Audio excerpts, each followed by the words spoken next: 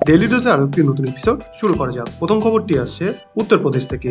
Greater নয়ডায় ভারতের সবচেয়ে উচ্চাকাঙ্ক্ষী বিনোদন অবকাঠামো প্রকল্পগুলির মধ্যে একটি যমুনা এক্সপ্রেসওয়ের পাশে সেক্টর 21-এ আসন্ন আন্তর্জাতিক ফিল্ম সিটির শিলান্যাস হতে চলেছে।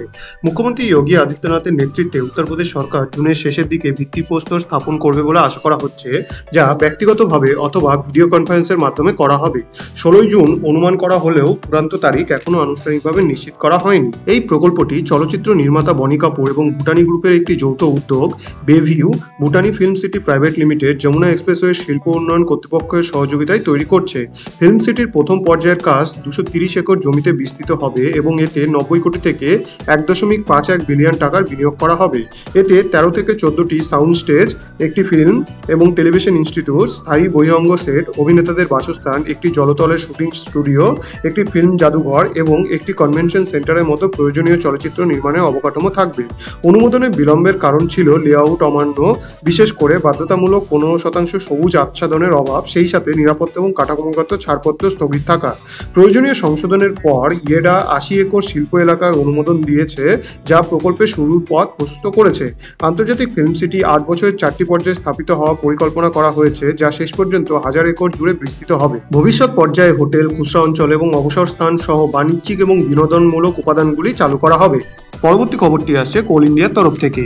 কোল ইন্ডিয়ার সহযোগী প্রতিষ্ঠান সেন্ট্রাল কোলফিল্ডস লিমিটেড 2025-26 অর্থ বছরে দুটি নতুন কয়লা খনি চালু করতে চলেছে, যার লক্ষ্য হলো তাদের বার্ষিক উৎপাদন ক্ষমতা 10 থেকে 12 মিলিয়ন টন বৃদ্ধি করা। এই উদ্যোগটি কোম্পানির এই অর্থ বছরে 110 মিলিয়ন টন কয়লা উৎপাদন ছাড়িয়ে 2030 সালের মধ্যে 150 মিলিয়ন টন কয়লা উৎপাদনের বৃহত্তর পরিকল্পনার অংশ।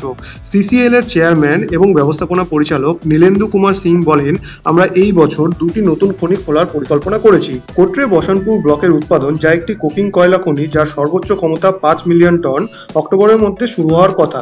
ইতিমধ্যেই চন্দ্রগুপ্ত ওপেন কাস্ট প্রকল্প, যা একটি নন কোকিং কয়লা খনি যার ক্ষমতা 15 মিলিয়ন টন, 2026 সালের মার্চের মধ্যে কার্যক্রম শুরু করার কথা রয়েছে।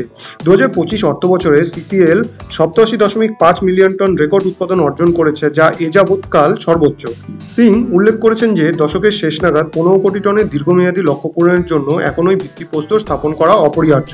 পরবর্তী খবরটি আসছে নয়ডা এয়ারপোর্টের তরফ থেকে।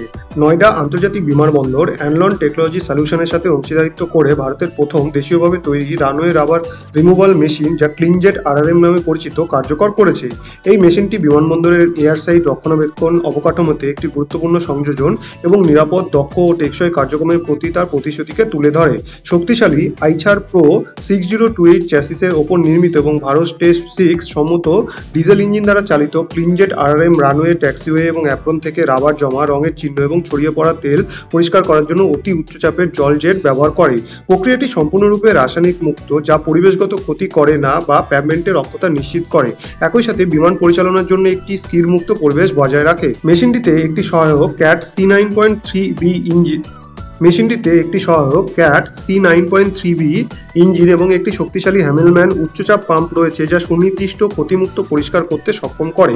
প্রতি ঘন্টায় 800 থেকে 1100 বর্গমিটার পরিষ্কার করার ক্ষমতা এবং জল ও আবর্জনা উভয়ের জন্য 8000 লিটারের ট্যাঙ্ক সহ এটি 4 ঘন্টারও বেশি সময় ধরে একটানা কাজ করতে সক্ষম, যা গুরুত্বপূর্ণ রক্ষণাবেক্ষণের সময় বিলম্ব কমিয়ে দেয়। এর একটি উল্লেখযোগ্য বৈশিষ্ট্য হল এর বুদ্ধিমান বিল্ট ইন সাকশন সিস্টেম, যা বজ্র জল, রাবারের অবশিষ্টাংশ, তেল এবং রং সরাসরি নজলে সংগ্রহ করে। এটি রানওয়েকে শুষ্ক রাখতে এবং পরিষ্কারের পরে তাৎক্ষণিকভাবে কার্যকর রাখতে সাহায্য করে, যা অতিরিক্ত ফলো আপ কাজের প্রয়োজন দূর করে। আজকে শেষ খবরটি আসছে হিন্দুস্তান কপার লিমিটেডের তরফ থেকে। হিন্দুস্তান কপার লিমিটেড আজ নতুন দিল্লিতে তাদের সদর দপ্তরে চিলির রাষ্ট্রীয় মালিকানাধীন তামা খনির কোম্পানি কোডেলকো থেকে একটি উচ্চ পর্যায়ের প্রতিনিধি দলকে স্বাগত জানিয়েছে। 1 এপ্রিল 2025 তারিখে একটি ঐতিহাসিক সমঝোতা স্মারক স্বাক্ষরের পর এই দুটি দেশের মধ্যে প্রথম এই ধরনের প্রযুক্তিগত বিনিময় মিশন স্থাপন করা হয়েছিল। প্রধানমন্ত্রী নরেন্দ্র মোদী এবং চিলির রাষ্ট্রপতি গ্যাব্রিয়েল বোরিক ফন্টের উপস্থিতিতে এই সমঝোতা স্মারক বিনিময় করা হয়।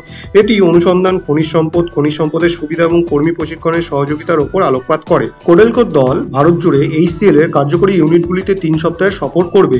উদ্দেশ্য হল প্রযুক্তিগত সহযোগিতা এবং সক্ষমতা বৃদ্ধির সুযোগগুলি চিহ্নিত করার সময় খনি প্রক্রিয়াকরণ এবং টেইলিং সিস্টেমের মূল্যায়ন করা। HCL এর চেয়ারম্যান এবং ব্যবস্থাপনা পরিচালক মিস্টার সঞ্জীব কুমার সিং এবং কোডেলকোর প্রধান নির্বাহী কর্মকর্তা মিস্টার রুবেন বিগার এর নিরাপত্তা স্মারক স্বাক্ষর করেছেন। এই ইন্দো চিলির সহযোগিতায় ভারতের তামাক খনি খাতে বিশ্বব্যাপী সেরা অনুশীলনগুলিকে একত্র করার দিকে একটি গুরুত্বপূর্ণ পদক্ষেপের ইঙ্গিত দেয়, যেখানে প্রযুক্তিগত অগ্রগতি, নিরাপত্তা, স্থায়িত্ব এবং দক্ষতা উন্নয়নের উপর জোর দেওয়া হয়। আজকের ভিডিওটি এই পর্যন্তই। আরও আকর্ষণীয় পরিকাঠামোগত খবরের জন্য লাইক, শেয়ার এবং সাবস্ক্রাইব বোতামটি টিপতে ভুলবেন না। শুভমস্তু।